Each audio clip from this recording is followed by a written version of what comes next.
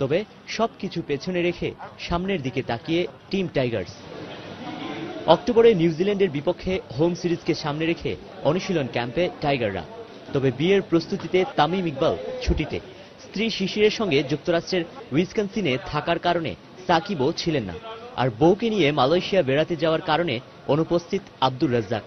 ৩০ সদস্যের বাকি সবাই ছিলেন ক্যাম্পের প্রথম দিনে। আগামী মাসের ইংল্যান্ড সফরের জন্য এ দলও বেছে নেওয়া হবে এখান থেকেই। নতুন ট্রেনার স্টুয়ার্ট কার্পিনেনের কাছে ফিটনেসের কঠিন পরীক্ষা দিয়েই প্রথম দিন কেটেছে টাইগারদের। ক্রিকেটারদের ফিটনেসে আপাতত সন্তুষ্টি থাকলেও আছে দীর্ঘমেয়াদী পরিকল্পনা। It's obviously very positive previously the amount of test cricket, the amount of cricket that Mashrafi's been able to get through over the last 2 years, and that's certainly a much better performance than what he'd suffered previously. That's always been the biggest thing, trying to get him on the park.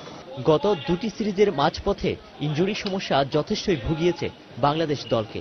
তাই এই বিষয়টিও যথেষ্টই গুরুত্ব পাচ্ছে জাতীয় দলের Australian ট্রেনারের fitness সেশনে। The players pass those minimum requirements for it, then we'll do slightly more extensive testing. So we have some of the players will be doing a higher level of strength testing tomorrow, and then we'll have depending on the endurance.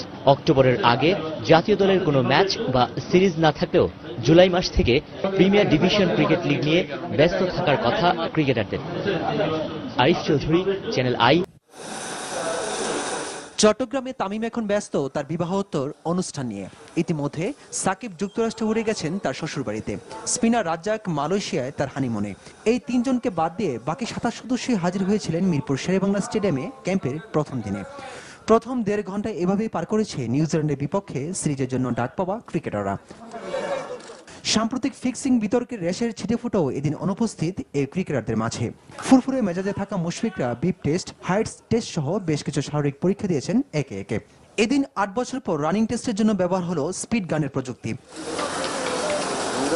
বিশেষ নজর ছিল injury আক্রান্ত pacer মাশরাফির দিকে। বাকি সবার মতো এসব টেস্টগুলো সহজেই সেরেছেন নড়াইল এক্সপ্রেস।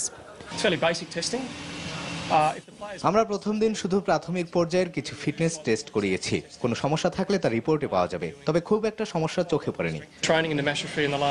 আর মাশরাফি বেশ কয়েক মাস ধরেই ওর চেষ্টাটা চালিয়ে যাচ্ছে।